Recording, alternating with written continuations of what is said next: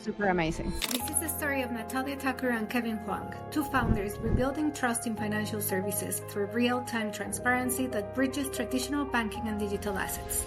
In this episode, Monica breaks down how these innovators are creating radical solutions to the crypto trust crisis after FTX collapsed, revealing principles for the future of financial transparency. If you want to build competitive advantages through trust, understand why traditional models are failing, and learn how technology can create new trust frameworks in fintech, this pod is for you. I'm pretty sure we will be the first. So if you think about a public company, they are mandated to provide a public financial statement. But this is compiled. Compiled means weeks, months, right? What if we flip that a bit? And what if we actually don't wait to the end of the quarter, but we actually release it to the public in real time as we're generating it? When you're trying to bridge two different ecosystems, like a digital asset ecosystem and a traditional asset ecosystem, the problem is that those two worlds don't have the same set of standards today. And so those standards can't be created overnight. They're going to take some time. And so we need to be patient with that. But in the meantime, how can we be transparent about what those standards are? Hey, before we dive in, can I please ask you for a big favor? If you are enjoying these conversations and getting value from the insights our fintech leaders share, please hit the subscribe button below. This is the easiest way to support the show, and it could mean a lot. My commitment to you is every single week, I'll continue to bring more founders and product leaders that share with us the strategies that are working today to drive innovation and fintech growth. Thank you, thank you, thank you, thank you. Hi, Natalia. Hi, Kevin. Very looking forward to this conversation because you guys are doing exciting stuff. Not only it is in the crypto space, but it's also aiming to solve a big problem. You are trying to solve for a core question of financial services that is trust. So before we go into the depth of the topic and crypto and trust, let's start with the basics. What's your definition of trust in the context of financial services? So all counterparties and stakeholders abide to similar requirements when it comes to transactions. That's what I think about when I think about trust. There are two components to that. So one is, what are you transacting? And two is, who is transacting?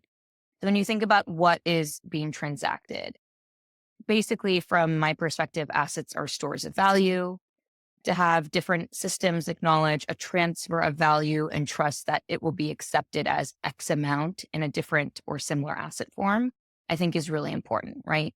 If you're sending cash, crypto, or even another type of security. The second component of trust is, who is transacting? And I think when we think about this question, it's really about privacy and identity management. How is my personal data being shared and used by others? How does this change depending on the type of transaction I'm doing? And I think more importantly, do I or the institution transacting, do I trust the initiating or receiving party in the transaction? And so that's really the two components of what I think about when I think about building trust in the context of financial services. I like that. Kevin, what's your take? What's trust? It's very interesting. So I think about it actually even further back of when I started this company about what does that question mean? What is trust? Because especially for me, I've actually had my bank account since I was 6 years old, the same bank account. And I'm like, why did I even not think of another financial institution? Really, when I go back to trust, we somehow trust the biggest and the oldest, especially in the context of banks. But why? Because they're the biggest or they've been around for 100 years. When I was going through this, it's breaking that down. Oh, okay, so it's age, size, regulation. But now if I break down the biggest, it's not maybe the trustworthy, because actually as a lot of failures that we've seen, some of the biggest companies have failed us, right? And especially age, well, in crypto, it's really interesting because it's only been around for 15 years. There's no institution that has been around for 100 years in crypto, right? Coinbase is 12 years old. How do we trust any company in crypto? So me, trust is something that you build with people, but I actually really trying to think about how do we establish trust with people? And how does an institution create that level of trustworthiness with people? I'm like, can you go deeper? Kevin, Yes. I completely agree with you. I've been using the same bank account that my parents gave me, Yeah. and I haven't changed. And I really resonate with that. And I feel like a lot of people would. Yeah. 100%. And it's really interesting the answer to that question, though. I mean, I don't actually have all of the answers, but I think it starts with a few things that, funny enough, not everyone does, right? So it's Yeah. things like accountability, holding someone responsible or someone is responsible. And who is that person? Transparency, the public disclosure. We have public companies who have to publicly disclose, but also you have some really interesting companies like Cost Plus Drugs in the US that actually chooses to disclose what their operating margins are. So they sell prescription drugs, they tell you exactly what they pay for it, and you pay a percentage market, right? And then just being consistent. So this is where time, right? So banking food's been around for 100 years, has proven over a long period of time. But as you remove some of these things, this is what I'm trying to ask for. How do we actually trust companies when you don't have 2, 3 of these? That's the question that I've been thinking deeply. And hopefully we're going to have some things that answer it. But I think this is an evolve. Yes. Oh, and I forgot to say, I love that. Exactly. You were like, I've been thinking about this deeply. All of us come from a product background. So our brains are very, I've been thinking about the problems. So before we go into solving the problem of trust, we have, exactly like I said at the beginning, we have two founders collaborating here. And it's not just anyone talking about trust. The podcast is about how we can build purpose-driven fintechs, and I think the two of you have very purpose-driven companies. Are you a fintech product leader who's awake at 2 a.m. in the morning thinking if your roadmap is going to keep you ahead of the competition? Dreading the next board meeting because you haven't hit those aggressive numbers? The reality is fintech is hard, and being behind 6 months in the innovation curve can cost you your competitive advantage. So this is where Money 2020 Asia comes in. I am a very big fan because it is not just another fintech conference. It is a whole experience. It is where you go and you connect with people, whether that is investors, partners, or other fintech leaders, and you share insights that make you make that shift, that 1% shift that will help you stay ahead of the curve. This year is in Bangkok in April, and I'm really looking forward to seeing you there. You'll get months of business meetings just in 3 days. You'll also hear the latest insights from C-levels and regulators who are driving innovation in the industry and in the region. And finally, of course, you will put yourself and your brand in front of leading media, news, or podcasts like mine, and enhance your brand and your brand visibility that we know it's super important these days. So I'm a big fan. It's my 4th event, and I'm really looking forward to seeing you there and connecting and having a ton of fun and discussing all the fintech geeky things. Sign up in the link below and use the code MON200 for a discount. And remember, Asia has special pricing. So go and sign up now. See you there. So Natalya, what's the purpose of Knox? We are a multi-asset ledger to manage all asset and money supply within a business, whether that's traditional assets or digital assets. So we provide a real-time unified source of truth for businesses working across these different ecosystems. And that's really important because in industry today, institutions really struggle with scale, reconciliation, settlement deficiency, and I think a general lack of interoperability and real-time monitoring between not only traditional systems, but then also digital asset systems as well. And just to give you an example, traditionally, these are all managed on the back end by separate siloed systems, which could be spreadsheets, data stores, workflows spanning different discrete databases. And it really leads to problems with back-end operations and an ability to run your business with transparency and this concept of trust, which I think Kevin will have a lot to say about. And so what ends up happening is when you have all these different systems, it's much harder to combine transactions across new asset types. You have a constant challenge to obtain an accurate aggregate view of all of your asset types across your business. And when people start adding digital assets and stable coins and cryptocurrencies to the mix, these problems only get worse because on-chain assets, they have their own set of interfaces and their own complex business flows. And now you're taking a traditional system and you're trying to manage all these traditional systems. Like Kevin said, people have had their bank accounts since they were super young, and you have to manage them against a diversity of other networks, wallet providers, on-chain fees, on and off-ramp flows. And it's not just for individuals, right? It's also for institutions that are doing the same thing. And from my perspective, when we think about building trust, I think in the olden days, trust was really built through one-on-one relationships over the phone with different service providers.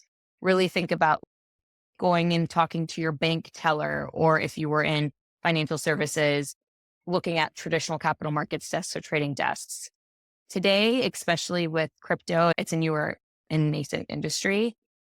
Today, there are too many assets, too many intermediaries, too many places to buy and sell assets. So how do you build a transparent and real-time technology that can really help fill the gap? And as you speak, you obviously know the space really well. So can you give us, and you have an amazing background, you've been doing many things.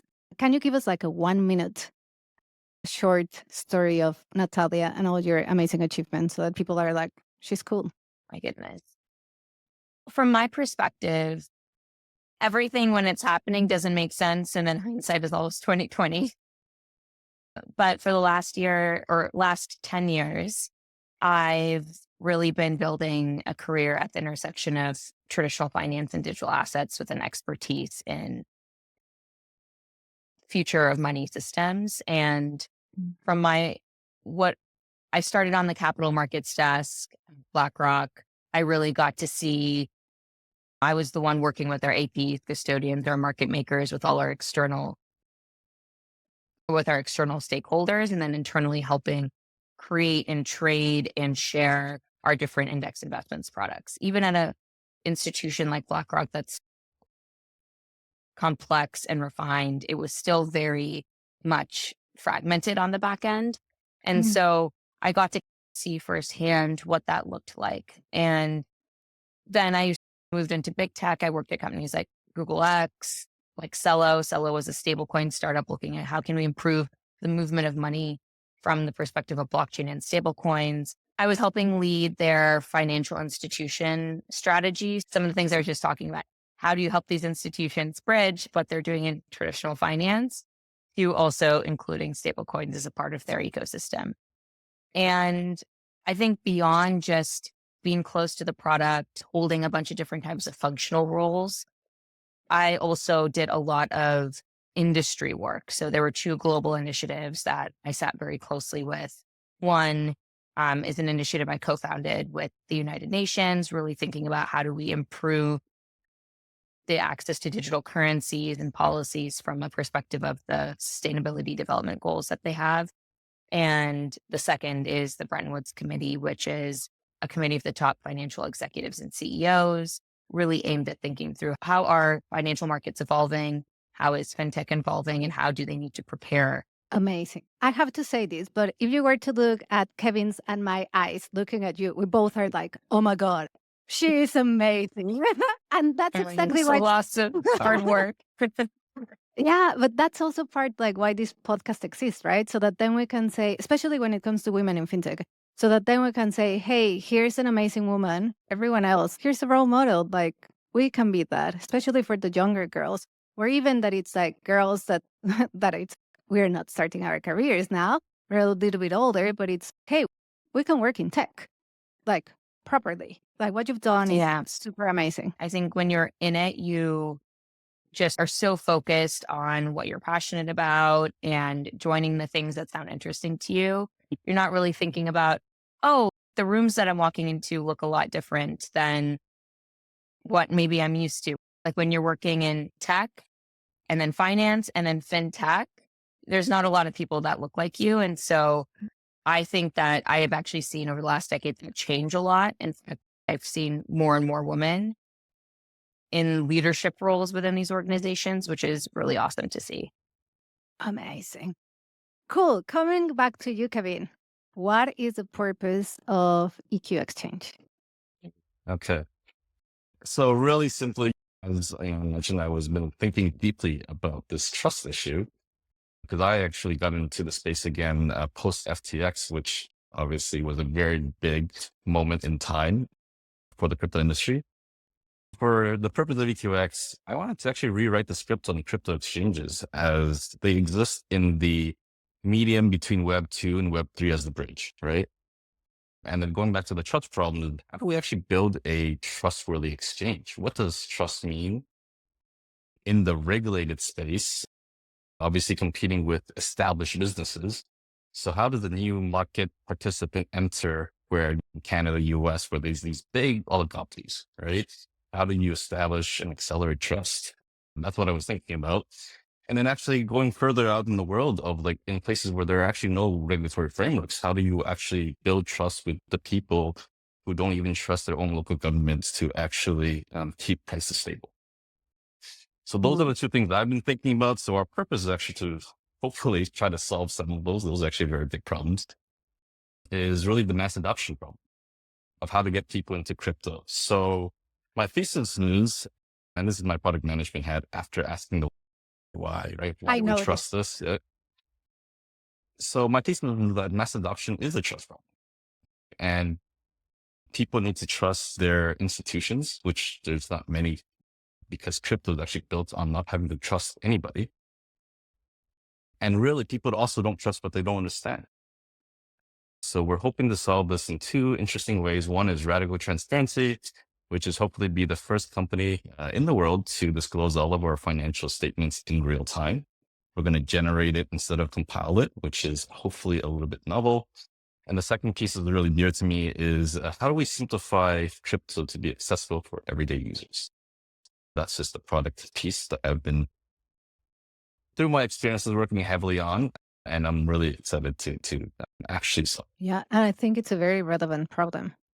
And it's very exciting to see you guys working together. So let's go straight into it. Like, how are you working together to solve that problem? I can jump in here really quick. So from my perspective, we are trying to help EQX maintain all their connections and transact with all their external accounts. So traditional cash accounts, custodial accounts, omnibus accounts, all their digital asset wallets and different hot or cold wallets, different networks. And then internally, they're actually able to manage in real time all of their cash and asset positions across their customers, market makers themselves. And I think the goal is to generate some very specific outcomes. So first is real-time transparency across all their key operations, both on-chain and off-chain. The second is that all transactions are streamlined through one system so that from their perspective, they can have lower operational costs in managing across these different asset classes. And then the last is just a more efficient use of cash and assets through improved netting, reconciliation, internal daily processes that can happen using our system and allow them to then control how they are doing settlement, how often they're doing settlement, and make sure that data is all, again, transparent, easily accessible, not only for them as a business, but for the people that they are serving and for their client base as well, which is, I think, something unique of what Kevin's chosen to do with the company. Yes. Maybe add a little bit on top of that as well. Couple of things. One is we're trying to solve a lot of big rocks. It'd be a little bit naive for me to think I can solve all of these myself. So that's actually where Knox made a lot of sense because crypto sits actually in the middle of Web 2 and Web 3. And Knox has this multi-asset ledger that does both fiat and digital assets. And if you actually deconstruct how an exchange works, we're essentially sending money between two parties, two wallets, right? Whether that is the money like fiat in exchange for either other fiat or exchange for a digital asset. That's technically a crypto exchange in the simplest sense, right? And then there are on-chain transactions, which, everything is on a public ledger, which you can get. That's actually not the problem. The problem is all of the off-chain transactions in a crypto exchange. That's the majority of the transactions, right? The majority of crypto exchanges operate on a ledger that's obviously on-chain, everything everyone can see. But the off-chain one is actually where all of the transactions are. And that actually is opaque. Or in the case of FTX, doesn't even exist. That's a different story. So combining this actually is a very big pain and a very big pain point to solve. To have an infrastructure platform that we can build on top that can do this natively was a huge, obviously, advantage for us, right?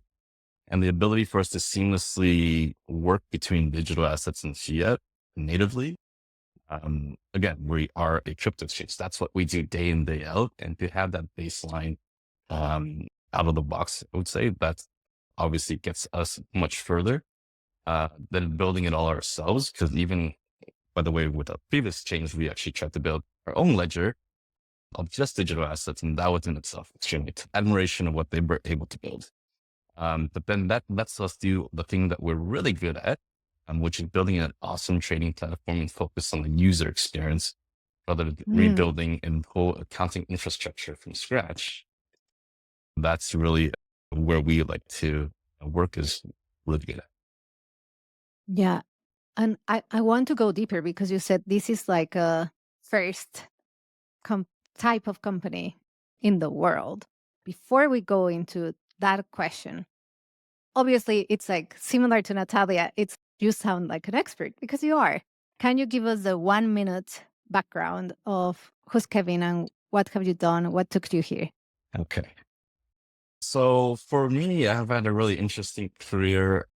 I've done a little bit of everything, just built little companies when I was very young, trying to figure out what it is that I was trying to do in my life.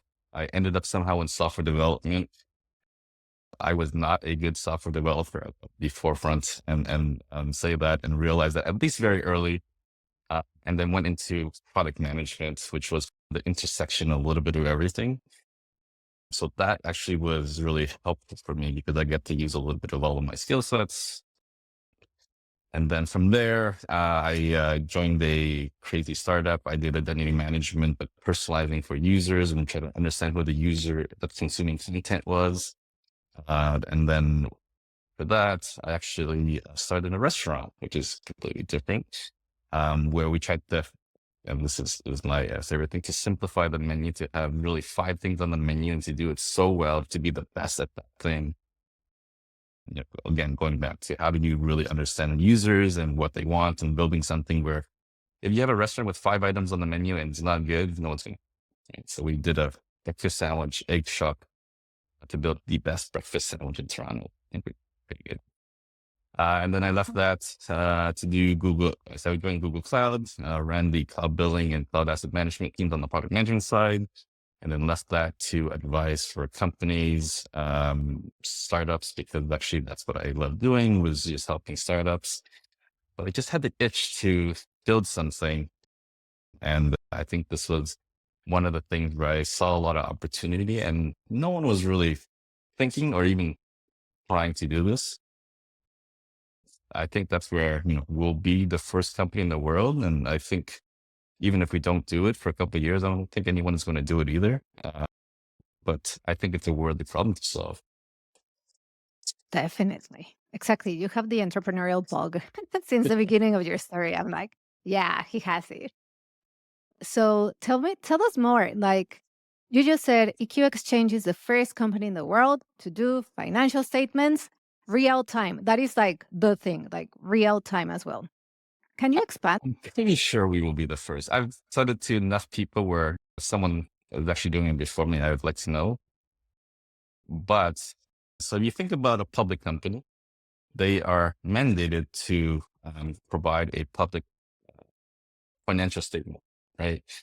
But this is compiled, meaning you get all the accountants together and compile and create this view of the company at this point in time, right? At the previous companies I was with, this could take days, weeks, months, even month end takes a couple of weeks, right? So this compilation, end of the quarter could take a couple of weeks, months, right? Now, what if we flip that a bit and what if we generate that financial statement? What would that involve? So generating a statement is very different from compiling because it is generated, right? You have to get all of the data feeds in to compile this financial statement. And what if we actually don't wait to the end of the quarter, but we actually release it to the public in real time as we're generating it? How different would that be? I actually have no idea. It's a little bit scary to me as well, but I think it's also exciting. But the reason why it's important is the industry that I'm in, crypto, is moving to really positively a proof of reserves. Okay? Proof of reserves is a mathematical way to determine if your assets are on the chain of custody of whichever custodian or crypto exchange that's holding your money, which is great. But these are a point in time, and these are done every 6 months, 12 months, right? The interesting thing is FTX collapsed in 11 days. So a point in time every 6 months does not give assurances to people that your assets are safe, right? So I'm asking the question, what have we provided in real time? How different could it be? We're probably going to be dealing with a lot of the interesting outcomes of it, which I think on public markets, all of that stuff, there's a lot of really interesting interpretations of it. I think I'm excited to at least try. I love it. And it collapsed in 11 days. Yes. Therefore, the existing solution is not good enough. That's it. Like the world has changed as such. So how, like I did mention at the beginning, like all of us come from product background as such. So what was I want to dig a little bit into your product mind. What was your thought process as you were thinking through the opportunity space? Okay. Like I mentioned, I post FTX, I was thinking about how does a company even get or be trusted, right? How do we trust which companies? I'm like, man, I trust my TD, I use TD, but use them for 30 years, but I don't even know why I trust them. And just again, keep asking why. How do we trust whatever institutions we trust? And I asked with my mom, why did you pick this bank? They were the closest, or they were the biggest. So as I went through that process, funny enough, I actually had someone that I interviewed for a job, and she asked a really interesting question. So I was advising me for a crypto exchange at this time. She asked me, what is your moat? I was like, oh my, I don't think we have a moat. But I actually don't think that any crypto exchanges have a moat either. And when I think of banks, I don't think they have a moat either. So whether you use Wells Fargo, BOA, Chase, or in Canada, TD, BMO, you use it because you like the color, you like the benefits that they give you at this point in time. But really, no one really cares about which one they use, right? It's convenience, whichever's closest. So these are the two things that I was thinking about in the opportunity space. How can we build a moat? What is a moat, at least in financial institutions? And how do we accelerate trust in an area where there are established companies that are been there for 100 years, right? Multi-generational oligopolies. Or in crypto, if you go to Binance, on the first thing they have is 222 million users trust Binance. Why do they trust them? I don't know. But just because you have a lot of users, does that mean you're trustworthy? So these are the things I was thinking about when I was thinking about this opportunity space. Actually, I don't think anyone really trusts Binance or BOA or Wells Fargo. They're just the biggest. So is there something that I can do to actually get people's trust authentically so I can compete with these big players? So that was thinking whole process. Cool. I'm like, cool. Product geek being like, oh my God, this is so exciting. How did you then translate that thinking into your actual product proposition and your feature sets? So this is going to be a little bit of a funny story. So I thought, what is the craziest thing that we can do? And this is actually around a few things that I was listening and reading at the time and was inspired in products. One is it's a lot easier to be a 10x company than to be a 2x company. So do something completely radically different. This is the basis of Google X even, right? One, what is something really different that we can do that potentially is a non-consensus idea that we can try to incorporate? So for me at the time, I was just actually thinking of, what if we just walk through metal detector naked? I have nothing to hide. How different would it be? Would it solve the problem? Maybe. But at least it would be radically different from what's existing today. And the funny part about that story is that somehow in my mind, I remember there was a post 9/11, there was a guy that was very frustrated with the TSA being the organization that manages airport security. And he just stripped naked and walked through the metal detector. He's just like, and he was on the news everywhere around the world. And actually, not this to this day. So that was really what we're trying to do, is try to do something radically different where we have anything to hide, and can we build trust? And then I guess the question is, asking as a PM, right? What are the features that ended up coming out of that? So there's the simple, again, the thing that we're obviously working with Natalya on the technologies, right?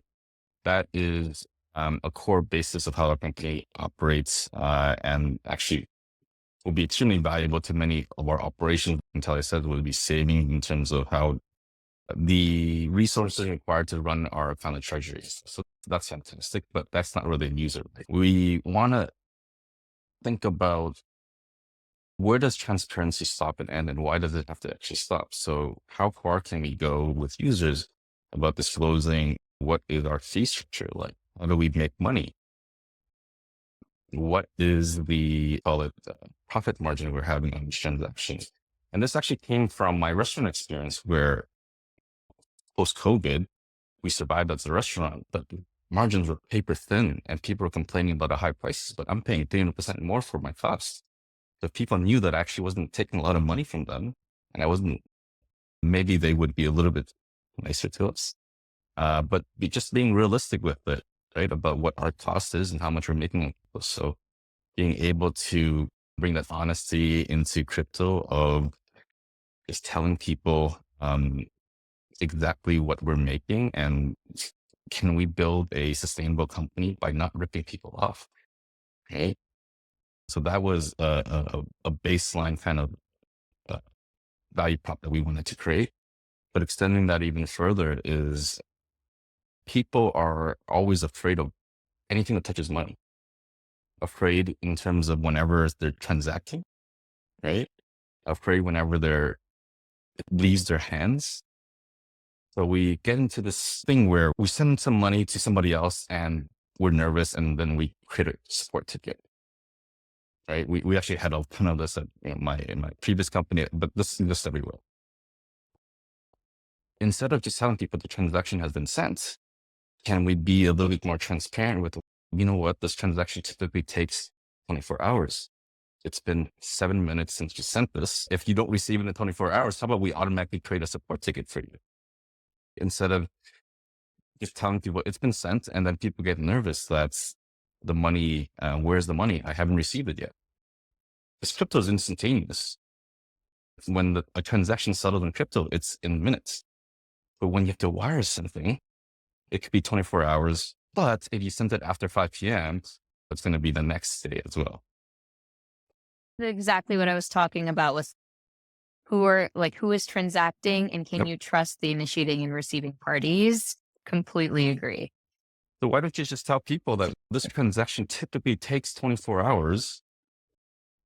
Have a little bar that says, we're sending it. It's literally been 7 minutes. It's not going to get there till tomorrow. And when it doesn't get there tomorrow, we will take initiative to see if we can fix it. So little things like that, I think, are really valuable, but I don't see anyone doing it. So I think the transparency could be also from a user perspective or UI perspective to really bring people to understand how the financial system works or the time it takes to complete things, because people get really nervous about their money, rightfully so. Definitely. Yeah, we all do. Thank you for that. So coming back to trust, Natalia, how can companies help customers trust the crypto space? I feel like the little design thinking bug in me is just saying, sit with your users and run workshops. And I feel like that's a lot of what I did, not only for end users, but for financial institutions, as we were trying to figure out, like, how do we get people to cross the chasm? Because it's scary, especially when these industries are not sometimes fully regulated. They don't have the same standards. I still really stand by what I said in the beginning. I think it comes back to what I was saying earlier, but focusing on what is being transacted, and that if I send X amount of money, that I'm going to receive X amount of Bitcoin or other type of assets that it's equivalent to that exact payment, and who is transacting, right? Do I trust the person transacting? How's my data being used in that transaction? Who's receiving it? Who's storing it? But I think that there's also a general, when we think about trust, it's about adhering to certain standards. The problem is that when you're trying to bridge two different ecosystems, like a digital asset ecosystem and a traditional asset ecosystem, which has to happen, because there's no world today in which most people are just operating crypto off of crypto, right? There's always some level of cash offboarding. You have to touch the traditional world. The problem is that those two worlds don't have the same set of standards today. And so those standards can't be created overnight. They're going to take some time. And so we need to be patient with that. But in the meantime, how can we be transparent about what those standards are, transparent about what people can expect, to Kevin's point? And I think that from a broad-based perspective, it's really about bridging what we're already familiar with, because we've had the same bank account since we were younger, and bridging that to something that we're less familiar with, and that's constantly changing. Even within crypto, I remember I started investing in like 2011. That was a long time ago. The platforms that I was using to invest in crypto in 2011 are so different today. So that's also the thing, bridging something you're familiar with from the TradFi world with something you're unfamiliar with that is constantly changing. And those platforms are getting better, and those interfaces are getting more easy to understand. But excuse my French, it's still a little bit of a shit show. So the idea is really a thing to target like that intersection. And I'll say this again, I really think we're at a point where technology has to play a part, because the traditional way of building trust and relationships doesn't work when the volume of types of assets that people are trying to trade and transact is exploding. If that purview of assets is exploding, then it's really hard, I think, to have traditional trust controls in place, because the types of intermediaries and companies and people that you're going to buy and transact different assets is only increasing. So that book of people you would need to build trust with is only more and more. You can't build trust in the traditional way. Technology has to play a part in helping you build trust across all these different ecosystems that you want to touch. 100%. And I want to go back to what you said at the beginning about design thinking. So similar we did with Kevin. Let's go into your product mind. Now let's go into your product mind. And actually, I just finished the 4-day practitioner course on design thinking. Like, genuinely. I love that. I was trained at the D school. I am obsessed with design thinking. I led the design thinking program at BlackRock. For me, it's been a big part of the early parts of my career, and continues to be a part of tools and that you use in your day-to-day role. So exactly. And that it puts customers at the center, so that then we can have the commercial results, because many people go right into commercial. But anyways, coming back to your time when you were doing basically following the design thinking process, you were with customers. You said you worked both with individuals and institutions. As you spoke with them, what were the things that you were like, oh, that was a surprise, or oh, that's a contradiction? Give us a little bit of a feel. Yeah. I think that in general, I have a high theory that when you're if you're internally working at a firm and you have direct access to the users, I think design thinking works really well. I think something that I was surprised about is when you're a founder and you're trying to do design thinking on institutional users where you don't have access to the internal ways of the company, design thinking is now a tool that is less used because usually these financial firms are super secretive about what they're doing. They're not allowed to talk about everything. They're not going to be able to give you the same type of real-time feedback that you will be able to get from a direct user. And so there it's about building trust, finding the right people to be able to give you feedback or figuring out other ways to get it, right? Through committee work, industry work, et cetera. And I think that's something that was really surprising is that because the design thinking space and the community in general is built on such a open forum of information and almost like a predisposition for trust, right? To say, let me share with you my experience so that you can make it better for me. I really don't think that when we think about financial institutions, that they have a predisposition towards problem solving that way. And it was easy and better to do when I was internally at those institutions, right? Because then it's peer to peer, colleague to colleague.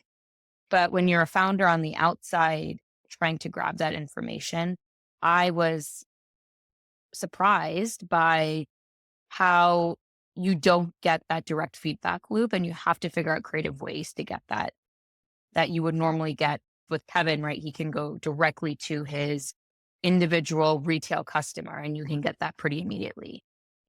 It's different when you're building for larger institutions. Amazing. And what are the challenges that financial institutions are facing when it comes to crypto adoption? I can start because I just feel so connected to this issue, especially when it comes to financial services. So I think, theme that we've been talking about is like systems for traditional and digital assets are so different, right? And they need to work together now more than ever. I think that's super clear, right? Both our businesses touch that problem very intimately. I think there is then a lot of challenges around interoperability between systems, the scale of work that you can do between two systems, and then just the mismatch of standards that have been created in such different worlds for each of these ecosystems. And that can be things around privacy, or cost to even develop and maintain an industry solution at scale for financial services versus I feel like retail is always a little bit easier because retail, you're working with autonomous agents, not large institutions that are actually web of stakeholders.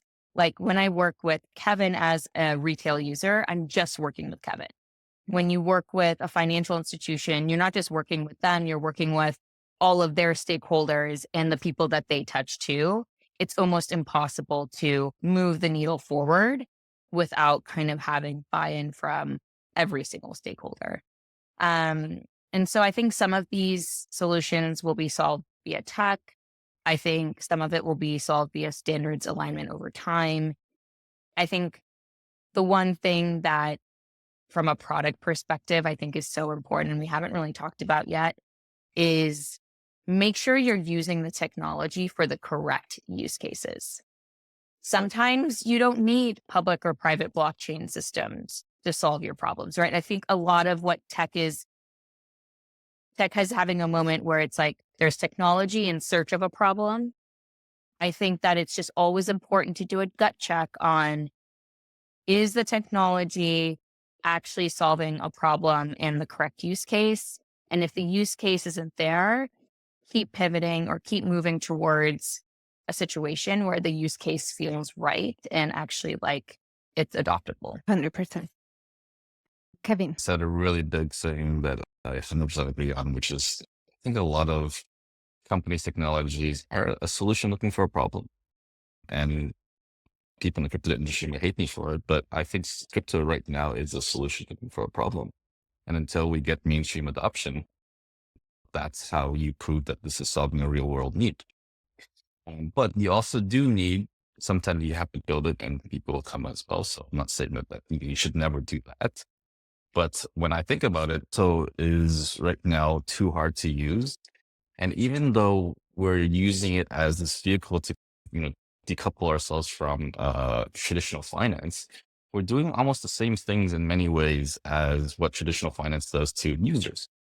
So what I mean by this is this elitism and complexity. So in traditional finance, sometimes the bigger the word is actually the simpler the financial instrument or the vehicle. And you actually create all these complex words, overnight repo, whatever it is, where people don't understand what it is. And it's, oh, wow, I don't know what it is. It's scary. ETF, mutual fund, they create this complexity layer of words that drive away user adoption, where, people, there's this thing that we're trying to do where, that traditional finance has been trying to do, which is to drive the adoption of people investing in the future. So compounding is obviously the eighth wonder of the world.